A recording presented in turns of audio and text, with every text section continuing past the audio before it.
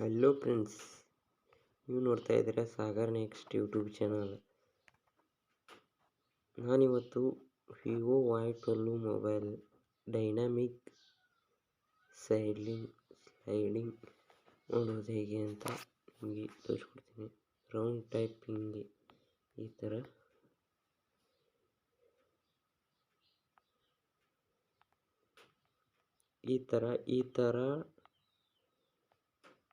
ಮಾಡೋದು ಹೇಗೆ ಅಂತ ನಾನು ಹೇಳ್ತಾ ಇದ್ದೀನಿ. ವಿವೋ y12 ಮೊಬೈಲ್ ಈ ಥರ ಮಾಡೋದು ಹೇಗೆ ಅಂತ ಬನ್ನಿ ಫ್ರೆಂಡ್ಸ್, ಟೈಮ್ ವೇಸ್ಟ್ ಮಾಡೋದು ಬೇಡ, ಸ್ಟಾರ್ಟ್ ಮಾಡೋಕ್ಕಿಂತ ಮುಂಚೆ ನೀವು ಇನ್ನೂ ನಮ್ಮ ಯೂಟ್ಯೂಬ್ ಚಾನಲ್ ಸಬ್ಸ್ಕ್ರೈಬ್ ಮಾಡಿದ್ದಿಲ್ಲ ಅಂದರೆ ಕೂಡಲೇ ಸಬ್ಸ್ಕ್ರೈಬ್ ಮಾಡಿ, ಹಾಗೆ ಬಾಜುಕಿನ ಬೆಲ್ ಐಕಾನ್ ಪ್ರೆಸ್ ಮಾಡಿ, ಲೈಕ್ ಮಾಡಿ ಫ್ರೆಂಡ್ಸ್. ಬನ್ನಿ ಫ್ರೆಂಡ್ಸ್, ಈ ಥರ ಇರುತ್ತಲ್ಲ ಫ್ರೆಂಡ್ಸ್, ಇಂದ ಝೂಮ್ ಔಟ್ ಮಾಡಬೇಕು.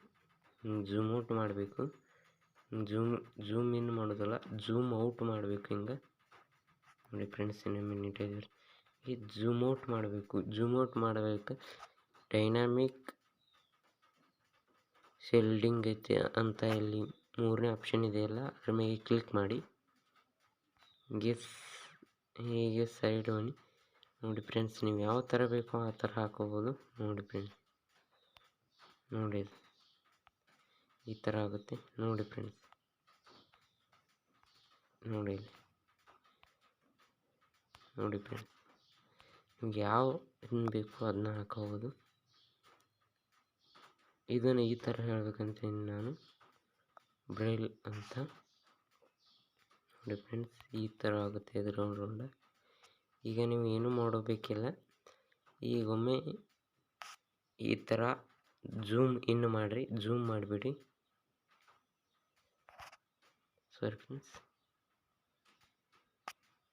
ಈಗ ಝೂಮ್ ಔಟ್ ಮಾಡಿದ್ದೆ, ಈ ಥರ ಝೂಮ್ ಇನ್ ಮಾಡಿಬಿಡಿ ಅಷ್ಟೇ ಫ್ರೆಂಡ್ಸ್. ನೋಡಿ ಫ್ರೆಂಡ್ಸ್, ಈಗ ಯಾವ ಥರ ಆಯಿತು